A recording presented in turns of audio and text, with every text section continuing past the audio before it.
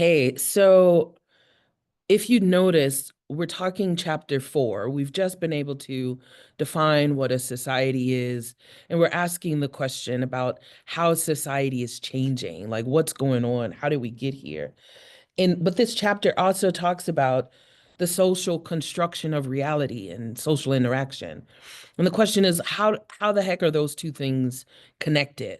And one of the things that I say a lot, and I've probably said it already in some of these videos, and I'll say it again, we are simply born into this society. If you watch that clip on the babies movie that I mentioned, and I'll try to link it here again a fancy way or in the video or something like that, in the description or something like that.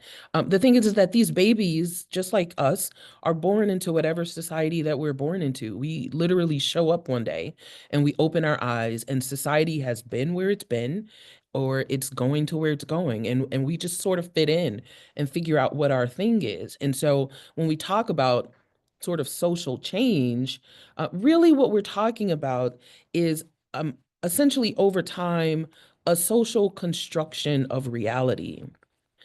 When we show up and we figure out just how to fit in, we are participating by consensus, really, in the continued social construction of what society is, what we recognize society to be, the sharing of that culture, the building of that culture, the building of the material and the non-material components of that culture. We are creating society because we are creating reality at the time that we're going through it. This idea of habitualization is really the idea that society is really just it's like a habit. We do things, we behave in certain ways, and we repeat and we create patterns and we essentially create habits out of the things that we do. It's not like we are millions and millions of people doing individual random things. We're working together. We are building these habits and these behaviors and these structures just over time. And those patterns together is what we mean by the social construction of reality. Your book talks about a Thomas theorem. It gives you a definition of it, but I think that there's a quote in the book that I've learned to associate with the Thomas theorem that I think is much easier than the definition that you can find in the key terms. If men define situations as real, then they are real in their consequences. And one of the greatest examples that I like about that is if somebody comes to your front door dressed in all black with a ski mask on their face and they have a weapon in their hands and they say stick it up, you know, it doesn't matter if they were practicing for a new role that they got in a movie, or if they told you that they were pretending, or they just came from the costume shop and they wanted to tell you first that they got this new robber outfit.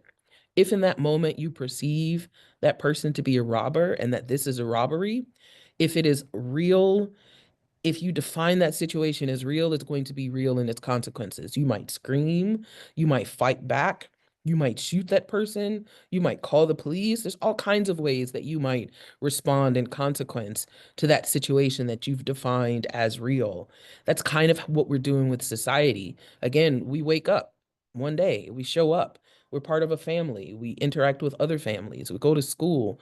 We go to church. We go to work. And we're generally just going along in our patterns, going along in our habits, and we are creating society in this moment in our interactions.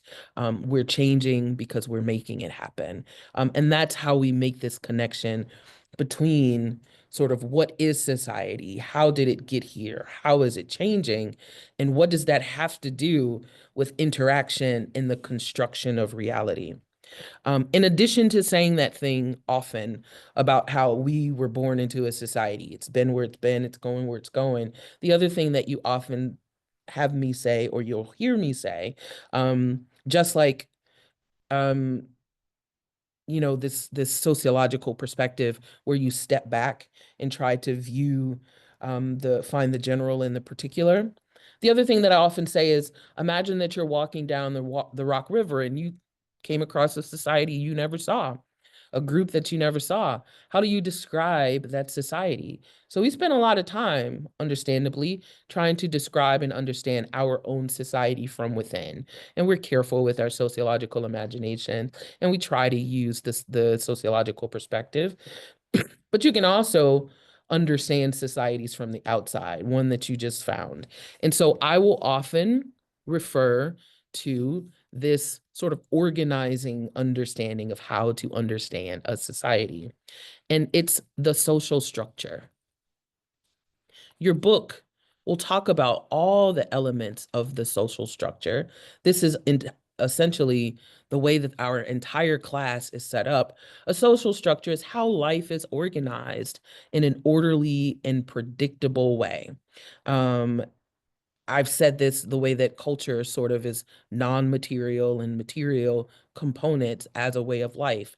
It helps us to be predictable, to know what's going on. It's the thing that tells us about our individual action.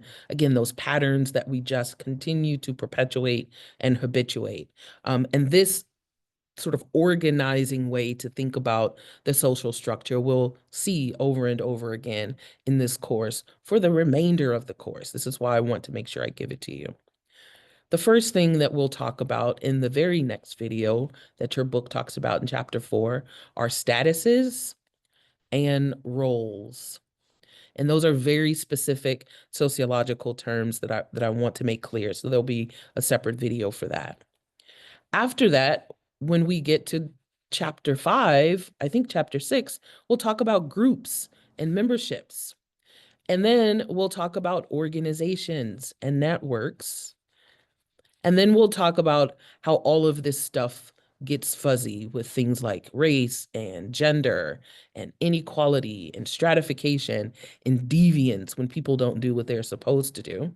And then we'll talk about social institutions, specifically things like family and education and government and the economy and the healthcare system and media and technology. Those are the ways that as a society, we've tried to figure out how to manage or take care of the things that we need.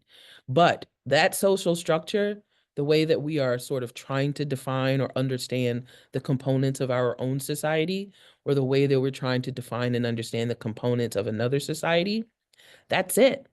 Those are the things that we're going to focus on. And everything else that we talk about for the rest of the semester will fall into this group of these 5 sort of organizational components of the social structure. You can see that I learned how to write better on this whiteboard, so we'll have more fun with it in a minute. I will see you in the next video. Thank you so much for your time.